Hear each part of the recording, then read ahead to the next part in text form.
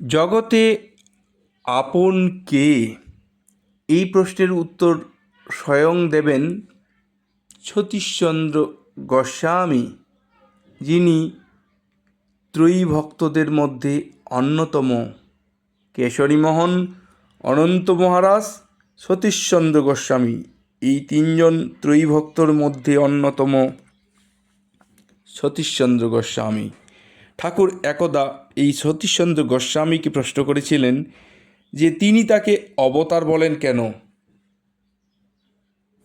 অবতার অর্থাৎ যিনি অবতীর্ণ হয়ে আপনের মতো মানুষকে সকল সমস্যার সমাধান দিয়ে থাকেন, তিনি হচ্ছে অবতার, আপন জন।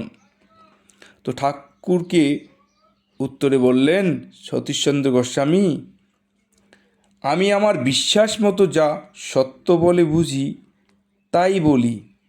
আমার স্ত্রী মৃতবৎ অবস্থায় যার কর্তৃক জীবন লাভ করতে পারে, কাতর আহ্বানে রুদ্ধদ্বার গৃহাভ্যন্তরে যিনি সশরীরে ভক্তদের দর্শনদান করে বাক্যালাপ ও শান্তিদান করেন, যাকে দর্শন না করেও, যার নাম পরিচয় না জেনেও স্বপ্নে যার কাছ থেকে দীক্ষা পাওয়া যায়, যার উদ্দেশ্যে প্রার্থনা করলে সর্বপ্রকার মনস্কামনা পূর্ণ হয়, যার নামে ভোগ নিবেদন করলে যিনি চিৎঘন মূর্তিতে বা সশরীরে স্বয়ং এসে সেই নিবেদিত ভোগ গ্রহণ করেন, পিতা মাতা অপেক্ষাও যিনি অধিক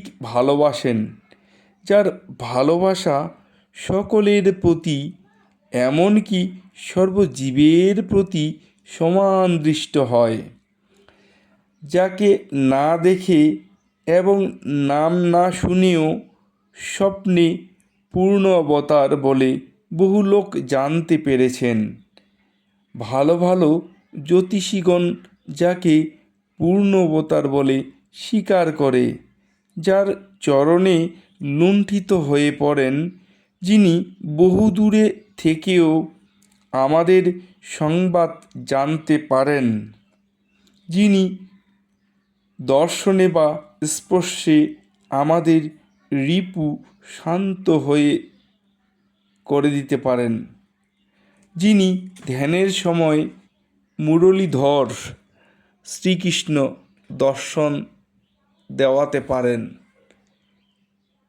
তিনি হচ্ছে অবতার আর তিনি আপন।